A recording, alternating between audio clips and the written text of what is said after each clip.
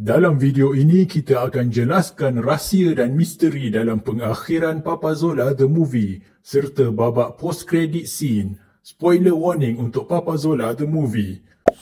Nombor 1. Gandingan Papazola sekeluarga berjaya mengalahkan robot besar yang dikawal Yonbi. Ini merupakan gandingan dua raksasa Mamazilla dan Pipizola serta Papazola yang berjaya mendapat super crate terkuat sehingga berjaya menjadi versi dirinya yang terkuat. Malah Papa menjadi besar seperti raksasa juga sebelum membuat serangan elbow drop.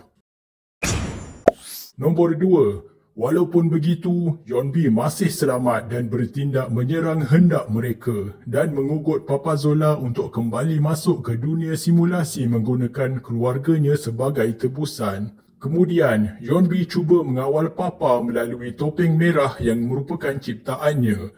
Akan tetapi, Papa telah pun membuka topengnya secara senyap-senyap, maka cubaan Yonbi itu tidak berhasil. Ini diikuti dengan serangan Papa yang terakhir yang mengakhiri penjahat tersebut dan memerangkapnya ke dalam dunia simulasi. Setelah itu, bila dilihat kembali betul-betul, rupa Papa tanpa topengnya kelihatan pelik dan Pipi menyangka bapanya memakai topeng berwarna putih kerana perbezaan warna kulit di sekeliling yang lebih gelap. Mamazilla tidak suka rupa ini dan menyarung kembali topeng merah ke muka suaminya. Nombor 3. Perniagaan buku cerita teladan yang dibuat oleh Papazola sekeluarga menjadi laris setelah jualan dibuka secara online dan pengembaraan terbaru mereka melawan alien jahat dan dunia simulasi diceritakan dalam buku terbaru mereka. Malah, Cimubot pun kini tinggal bersama mereka menjadikannya Powersfera pendamping watak utama. Sama seperti Mechabot untuk Mikamato dan Ochobot untuk Boboiboy. Nombor 4. Dalam babak post-credit scene, Papazola pergi ke kedai Tok Aba untuk menghantar sesuatu kepada Boboiboy yang berada di situ. Nampaknya Papa masih bekerja bidang penghantaran atau delivery. Cuma kali ini benda yang dihantarnya sedikit istimewa. Nombor 5. Pengunjung di kedai Tok Aba itu antaranya merupakan pasangan lelaki dan perempuan yang pada awal movie tersebut mengejek dan memandang rendah terhadap Papa. Akan tetapi, kini mereka memandang Papa dengan penuh kekaguman.